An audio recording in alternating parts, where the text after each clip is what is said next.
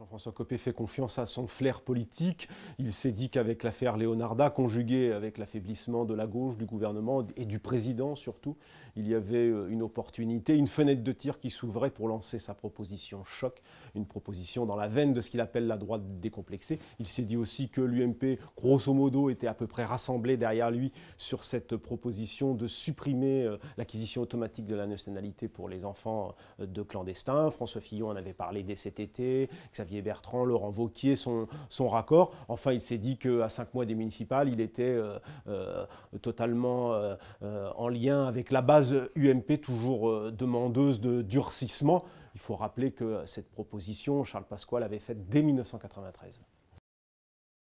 Bien sûr, Jean-François Copé reprend à son compte une des vieilles propositions phares de la famille Le Pen. Elle figurait noir sur blanc dans le programme du Front National lors de la dernière présidentielle. C'est du copier-coller, du copier-coller, si j'ose ce jeu de mots, même si Marie Le Pen, elle, va beaucoup plus loin dans la suppression du droit du sol, puisqu'elle veut le supprimer carrément pour tous les étrangers, alors que l'UMP le prône uniquement pour les enfants de clandestins. Qu'importe pour Jean-François Copé, l'essentiel, c'est de profiter, de ne pas laisser le FN profiter de l'affaire Leonarda.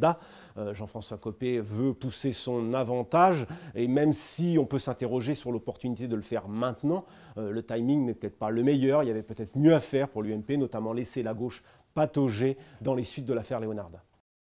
Les chefs et sous-chefs de l'UMP, globalement, seraient presque d'accord, mais il y a quand même quelques voix dissonantes, et non des moindres. Bruno Le Maire a pris ses distances avec la proposition de Jean-François Copé. Il y a aussi le très sarkozyste Henri Guénaud, résolument contre, comme l'avocat Patrick Devedjian. Et puis il y a Christian Jacob, le chiracien, patron des députés UMP, qui a semblé pas très emballé par la proposition de Jean-François Copé. Il faut dire que cette proposition serait l'objet d'une proposition de loi dont on sans doute qui sera jamais adoptée. Et lui, ça l'embarrasse dans son agenda. Mais le plus embêtant, c'est Nicolas Sarkozy. Nicolas Sarkozy est silencieux et pour cause. Mais si on s'en tient à ses dernières prises de position, notamment dans l'entre-deux-tours de la présidentielle, il avait pris position contre la remise en cause du droit du sol. Et pourtant, dans cet entre-deux-tours, il avait pris des positions très droitières. Le droit du sol, c'est la règle. Le droit du sol, c'est la France, avait-il dit.